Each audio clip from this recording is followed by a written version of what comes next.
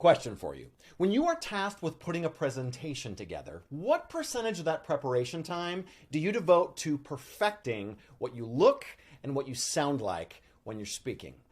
Consider this. Whenever you get up to speak, the very first thing your audience takes in is your visual presence. How you stand, what you do with your hands, your eye contact, etc., etc.